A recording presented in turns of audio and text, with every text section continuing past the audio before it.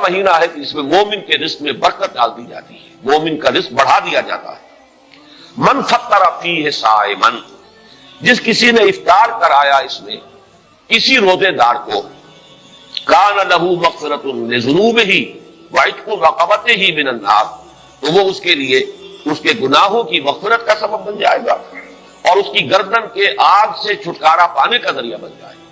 کسی روزے کو، روزے دار کا افطار کرانا۔ اب اس میں جو تفصیل آگے گزارش ہے اگر آپ ہمارے چینل پر نئے ہیں تو سبسکرائب ضرور کریں اور ڈاکٹر اسرار احمد رحمت اللہ علیہ کے لیے سورہ فاتحہ پڑھ کر کامنٹ میں آمین لکھنا نہ بھولیں۔ گزارش ہے اگر آپ ہمارے چینل پر نئے ہیں تو سبسکرائب ضرور کریں اور ڈاکٹر اسرار احمد رحمت اللہ علیہ کے لیے سورہ فاتحہ پڑھ کر کامنٹ میں آمین لکھنا نہ بھولیں۔ شکریہ۔ شکریہ۔ فقر کی جو کیفیات پچھلے زمانوں کے اندر سننے میں آتی، عام طور پر وہ اب دنیا میں موجود نہیں ہے، لیکن یہ کہ اس دور کا تصور کیجئے کہ وہاں ایسا بھی ہوتا تھا کہ کسی کے پاس کھانے کو کچھ بھی نہیں، خود اپنے لیے بھی کچھ نہیں، ہو سکتا ہے کہ وہ صرف کہیں سے کوئی تھوڑی سی دودھ کی لسی بنا کر بیٹھا ہو روزہ افطار کرنے کے لیے اور اس کے پاس خود کچھ نہ ہو۔ اس حالت میں کوئی اور شخص جس کے پاس یہ بھی نہ ہو، اگر اس کے پاس آتا ہے تو وہ اپنے اس تھوڑی سی لسی میں سے اگر اپنے کسی اور بھائی کو بھی کچھ پلا دیتا ہے تو اس کا جو اجر و ثواب اس وقت اس پس منظر میں ہے، اس کو ذہن میں رکھیے۔ واقعی ہمارے ہاں جو بھی اس وقت ریل پیل ہے، اس ریل پیل میں اگر آپ یعنی روزہ افطار کرنے کی محفلیں روزانہ بھی منعقد کر لیں اور افطاریاں کرائیں اور بہت اعلیٰ افطاریاں کرائیں تو اس کو اس حساب میں شمار نہ کیجیے۔ بہرحال وہ اپنی جگہ پر ہے، اس کو انسان احباب کے ساتھ محبت کے اضافے ہی کے لیے کرتا ہے اور وہ محبت خالص اللہ کے لیے، اللہ کے دین کے لیے، اس کا اپنی جگہ پر اجر و ثواب ہوگا۔ لیکن یہ جو اجر و ثواب یہاں بیان ہو رہا ہے اور جس درجے کا اجر و ثواب بیان ہو رہا ہے اس کے لیے اس قسم کے پس منظر کو سامنے رکھنا ضروری ہے، ورنہ یہ بہت مبالغہ سا معلوم ہوتا ہے کہ اتنی سی بات کے اوپر اتنا بڑا اجر و ثواب، لیکن اس کو اگر اپنے اوپر انسان طاری کرے، جیسا کہ آتا ہے بہت سے صحابہ کے بارے میں، انہیں تو فاقے ہوتے تھے اور کئی وقت کے فاقے، اصحاب صفہ خاص طور پر، کہیں سے کچھ آگے آئے تو کھا لیا ہے اور نہیں آیا ہے تو کئی وقت کے فاقے ہو رہے ہیں۔ حضرت ابو ہریرہ فرماتے ہیں رضی اللہ تعالی عنہ، کیونکہ وہ بھی اصحاب صفہ میں شامل تھے، کہ ایسا بھی ہوتا تھا کہ کئی وقت کے مسلسل فاقے کی وجہ سے غشی طاری ہو جاتی تھی، لیکن لوگ یہ سمجھتے تھے کہ شاید انہیں مرگی کا دورہ پڑا ہے، لہذا وہ گردن پر پاؤں رکھ کے اور دباتے ہیں۔ گزارش ہے اگر آپ ہمارے چینل پر نئے ہیں تو سبسکرائب ضرور کریں اور ڈاکٹر اسرار احمد رحمت اللہ علیہ کے لیے سورہ فاتحہ پڑھ کر کامنٹ میں آمین لکھنا نہ بھولیں۔ شکریہ۔ یہ کیفیت بھی وہاں پر ہوتی تھی، کیونکہ اللہ تعالیٰ نے جو نظام محمد رسول اللہ صلی اللہ علیہ وسلم کو دیا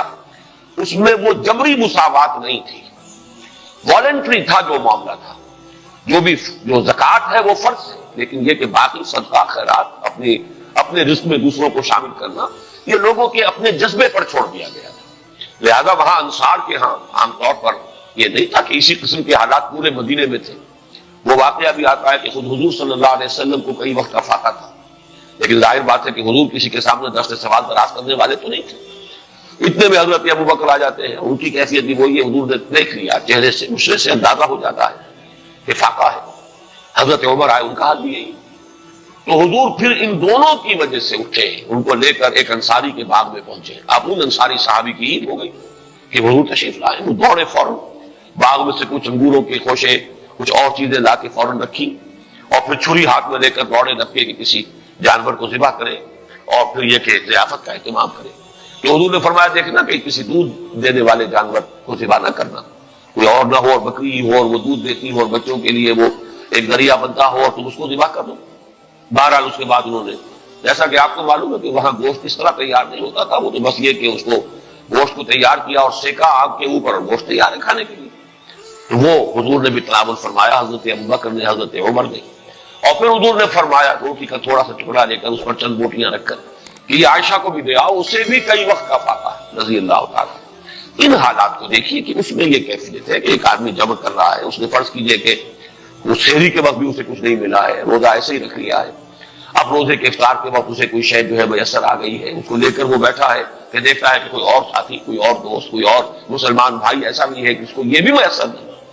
اب اس میں سے وہ چند گھونٹوں میں سے چند گھونٹے پلا دینا، اگر ایک گلاس کسی کے پاس ہے تو اس میں سے 2 گھونٹ پلا دینا، واقعتاً اس کا اجر و ثواب جو ہے وہ وہی ہوگا جو حضور صلی اللہ علیہ وسلم بیان فرما رہے ہیں۔ تو فرمایا من فطر فیہ صائما کان لہ مغفرۃ لذنوبہ وعتق رقبتہ من النار،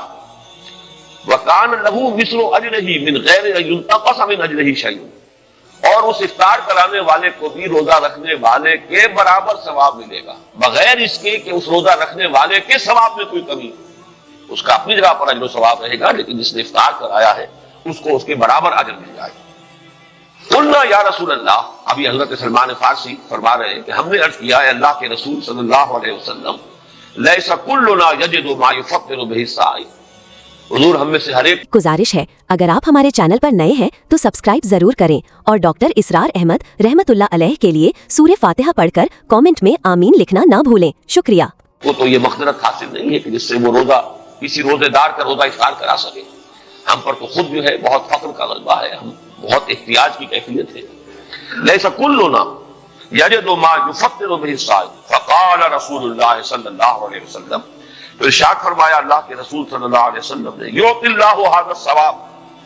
اللہ تعالیٰ یہ ثواب عطا فرما دے گا اس شخص کو بھی، من فطر صائما علی مضغۃ لبن، جس نے کسی روزے دار کا روزہ افطار کرایا کسی لسی کے گھونٹ پر، اور شربۃ من ماء، یا پانی بھی کسی وقت اس قدر کمیاب ہو جاتا ہے کہ پانی ہی نہیں ہے تو پانی میں سے بھی کسی کو حصے دار بنا دیا ہے، تو وہ اس کو ومن اشبع صائما سقاہ اللہ من حوض شربۃ لا یظمأ حتی یدخل الجنہ، اور جو شخص کسی روزے دار کو پیٹ بھر کر سیر ہو کر کھانا کھلائے گا اس کو تو اللہ تعالیٰ میرے حوض سے، حوض کوثر سے پلائے گا، سیراب کرے گا، اور اس طرح سیراب کر دے گا کہ پھر جب تک وہ جنت میں داخل نہیں ہو جائے گا اسے پیاس کا احساس نہیں ہوگا، یعنی اس درجے سیری کا احساس ہو جائے گا کہ اللہ تعالیٰ جب تک کہ وہ جتنے مراحل ہیں یوم حشر کے اور اس کے مختلف مراحل اور مدارج، وہ آپ کو معلوم ہے یوم یجعل الولدان شیبا السماء منفطر به کان وعده مفعولا، وہ دن کے جس کے شدائد ایسے ہیں کہ بچوں کو بوڑھا کر دینے والا دن ہے، تو اس دن پھر پیاس نہیں لگے گی اس شخص کو جس کو اللہ تعالیٰ میرے حوض سے پلائے گا۔ تو فرمایا کہ جو کسی صائم کو پیٹ بھر کر کھانا کھلائے گا روزے دار کو، سقاہ اللہ من حوض شربۃ لا یظمأ حتی یدخل الجنہ وہو شہر اولہ رحمہ۔ یہ جو مہینہ مبارک ہے اس کے 3 عشرے ہیں۔ پہلے عشرے کے بارے میں فرمایا وہ اللہ تعالیٰ کی رحمت کا مظہر ہے، وَأَوْسَطُهُ مَغْفِرَةٌ، اور اس کا درمیانی عشرہ جو ہے وہ گویا کہ اللہ تعالیٰ کی طرف سے مغفرت کا پروانہ لے کر آتا ہے، وَآخِرُهُ عِتْقٌ مِّنَ النَّارِ، اور اس کا آخری عشرہ وہ تو گویا کہ آگ سے مستقل چھٹکارا پا جانے کا پروانہ ہے۔ وَمَنْ خَفَّفَ عَن مَمْلُوكِهِ فِيهِ غفر اللہ لہ وَأَعْتَقَهُ مِنَ النَّارِ، اور جو شخص اس ماہ مبارک میں اپنے کسی غلام کی مشقت میں کمی کرے گا، تخفیف کرے گا، تو اللہ تعالیٰ۔ اگر آپ کو ہماری ویڈیو اچھی لگی ہو تو ہمارے چینل کو سبسکرائب ضرور کریں۔ ڈاکٹر اسرار احمد رحمت اللہ علیہ کی وفات کے لیے سورہ فاتحہ پڑھ کر کامنٹ میں آمین لکھیں۔ شکریہ۔